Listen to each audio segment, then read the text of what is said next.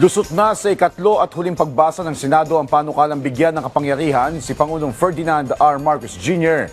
na suspindihin o bawasan ng excise tax sa langis. Ang detalye mula kay Luisa Erispe.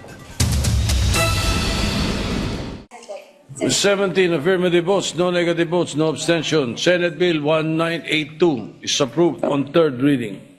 Lusot na sa ikatlo at huling pagbasa sa Senado ang pagbibigay ng kapangyarihan kay Pangulong Ferdinand R. Marcos Jr. na suspendihin ang excise tax sa langis. Sa botong 17-0-0, walang nag-no vote at walang abstain, lumusot sa plenaryo ang panukalang Senate Bill No. 1982.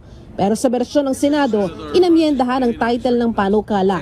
Tinawag na itong an act authorizing the President to suspend or reduce excise tax on petroleum products, amending for the purpose Article 148 of the National Internal Revenue Code of 1997. Ayon naman kay Senator Pia Cayetano, hindi ito minadali kahit pa sinertipikahan ng Pangulo na urgent ang panukala. Pinag-aralan pa rin itong mabuti ng mga senador. As an urgent measure, the Senate as a body took time to discuss this in small groups, in caucus.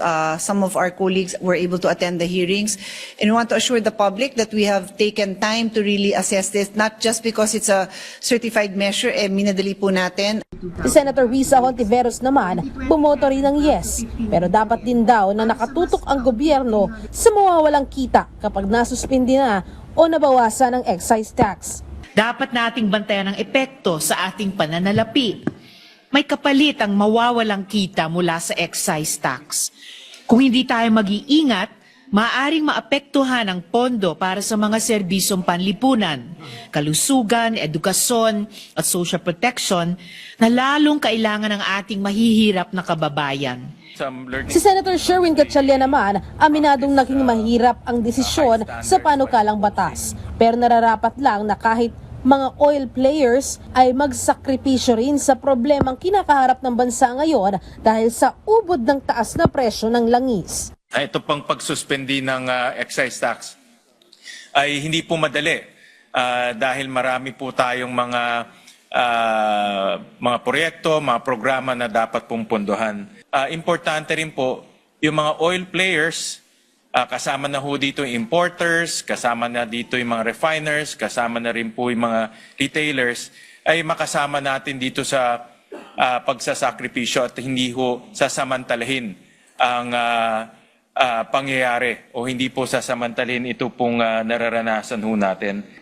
Ayon naman kay Senate President Vicente Soto III, kailangan ng ratipikahan ng panukala ngayong araw, kasama ang Kamara.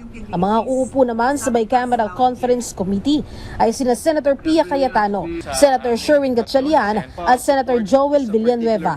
Samantala, ang pag-amyenda naman sa biofuels, hindi daw talaga kakayanin na palusutin sa Senado ngayon sa plenaryo.